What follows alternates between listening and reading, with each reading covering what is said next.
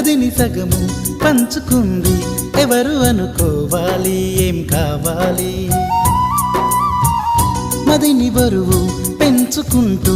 ఎవరికేం చెప్పాలి ఏం చేయాలి అసలు తను ఎలా ఉందో ఏం చేస్తుందో ఏమోలే